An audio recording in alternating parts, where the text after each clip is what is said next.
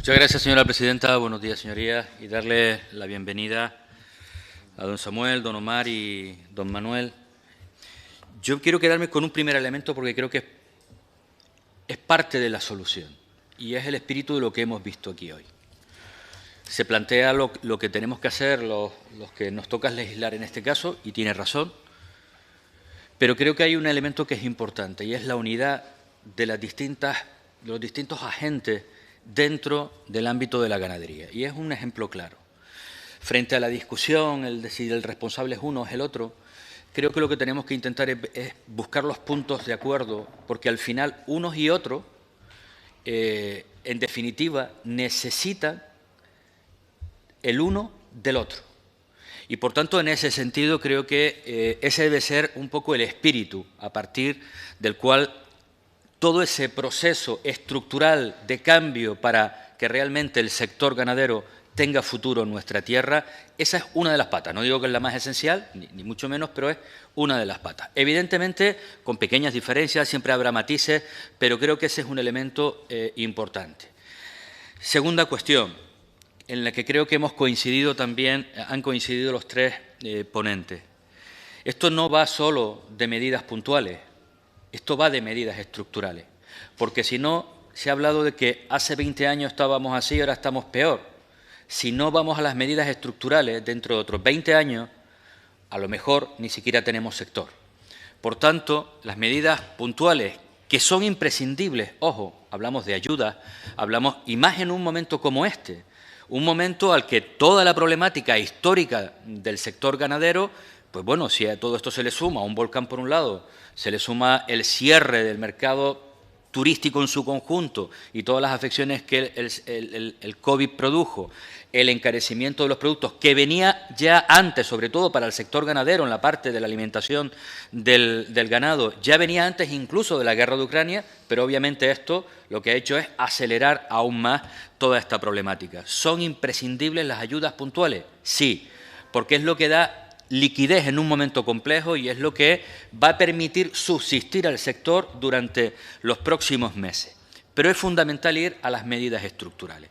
Para nosotros la medida estructural más importante de todas es el cumplimiento de la ley de cadena alimentaria, porque al final es el reflejo último de la justicia aplicada a la fase de, digamos, de incorporación de valor al producto en cada una de las partes. Si a mí me cuesta producir un litro de leche X, me tienen que pagar al menos ese X.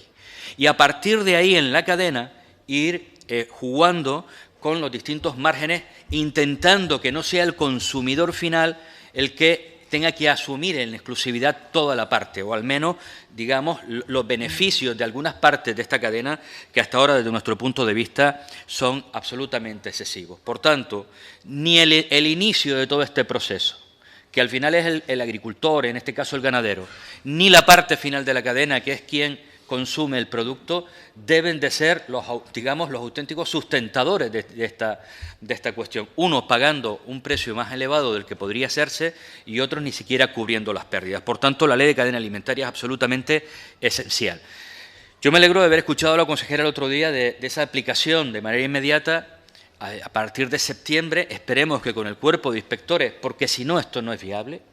Y, por supuesto, con sanciones lo suficientemente potentes, porque si no, como se ha planteado aquí, puede llegar a interesarme pagar de vez en cuando una multa y seguir manteniendo determinadas prácticas, pero es un primer paso. Entre otras cosas, porque no olvidemos que la ley de cadena alimentaria reformulada ahora es algo que viene desde hace mucho tiempo. Por tanto, es una demanda del sector histórica y que sería ya un paso enorme el que se pudiera plantear. Estructural también en una tierra como la nuestra es la reforma de determinadas herramientas imprescindibles para muchos de los sectores, pero en este caso concreto esencial. El REA, el POSEI, va a haber una modificación del REA ya planteada, no sé si será suficiente, pero es un elemento importante, por supuesto, el POSEI. Ese POSEI que además tenemos que intentar que llegue cuanto antes al sector. Uno escuchaba a ganaderos en su momento y recuerdo que te decían, bueno, aunque el precio, digamos, a veces no compensa el precio que a mí me pagan con la leche, cuando llega el POSEI, al final me sigue para me sirve para poder pagar la deuda que había tenido pues con quien me vendía el forraje y con eso iba tirando. Ahora ni siquiera eso, por supuesto, ayuda. Por tanto, tenemos y estamos obligados conjuntamente con retocar algunas cuestiones de la IEM para que realmente sean elementos que ayuden a orientar esto. Yo no sé si esto se va a solucionar solo con que la presidencia la tenga alguien de ganadería, a mí me parece lo más sensato, o alguien de economía, o que pueda ser rotatorio. Para mí ese no es el elemento sustancial. Yo creo que lo que sí es sustancial, como decía el señor Deni, es que en esa mesa, con independencia de la presidencia, estén representados con fuerza todos los sectores. Y luego hay un papel que se planteaba, que también desde mi punto de vista es estructural, y es ese plan forrajero de Canarias, la producción de los productos aquí. Ha habido intentos a lo largo de todos estos años, algunos se han mantenido, otros han ido fracasando. Una parte de la problemática es la que comentaba don Manuel. Me gustaría conocer la opinión tanto de don Omar como de don Samuel, porque no abordaron esta temática, si creen que un plan potente de forrajero que, digamos, desincentive o no haga tan necesarios, no digo que no dependamos en absoluto, pero que no haga tan necesario la importación de todo ese forraje, si es posible, y cómo podría ir aplicándose para que esto realmente funcione. Luego hay un montón de problemas, algunos de ellos estructurales, decía el don Samuel, entre otros la falta digamos, de medidas que ayudaran a la legalización de las explotaciones ganaderas, aunque en los últimos años ha avanzado afortunadamente muchísimo, quedan algunas cuestiones. A mí me preocupa una de manera muy especial, que es la gestión de los residuos, imprescindible, absolutamente imprescindible, porque además formará parte también de ese proceso de economía circular, pero o estamos al lado del sector apoyándole, orientándole y ayudándole en ese proceso y además diciéndole dónde tiene que poner los residuos, porque en ocasiones ni siquiera luego tenemos esos espacios de gestión, digamos, gestores de residuos, con lo cual los abocamos a un callejón sin salida. Y luego una última cuestión. Grandes cadenas de supermercados y cadenas hoteleras, y no solo cadenas hoteleras, sino el conjunto del sector de la restauración. Yo creo que es una exigencia ética que debe de partir, por supuesto, presión del Gobierno, pero yo siempre apelo también a la responsabilidad que cada uno de nosotros tenemos. Primero, decidiendo qué compramos, eso no nos lo dice ningún gobierno, lo decidimos nosotros. Yo entiendo que cuando alguien no tiene recursos, esto no se lo podemos decir a quien ni siquiera casi llega a final de mes, pero hay un montón de gente que sí puede tomar la decisión, aunque pueda costar un poco más el producto. Pero sobre todo, exigiendo algo. Mire, yo ya no digo que cuando alguien va a un restaurante decida beber un vino de aquí, que pida el que le dé la gana, pero que exija que en la carta haya vino de aquí. Y que al final, y cuando hablo de vino, hablo de queso, que exija que esté ahí. Yo he ido a pedir un vino y cuando veo que hay vino canario digo que no bebo vino y me paso a otra cosa. Pues este tipo de cuestiones debemos de... Yo he ido a comprar a supermercados determinados productos y cuando veo que no hay papa de aquí, no compro papa.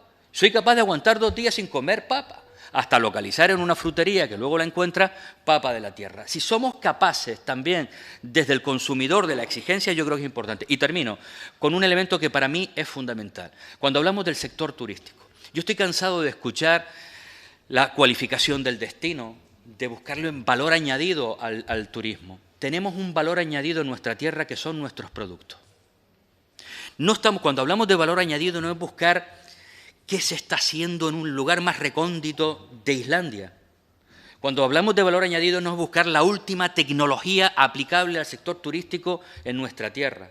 El valor añadido es el mismo que quiero yo cuando voy a otro lugar del mundo y lo que pido es el vino que se produce allí, el queso que se produce allí, la comida que se produce allí.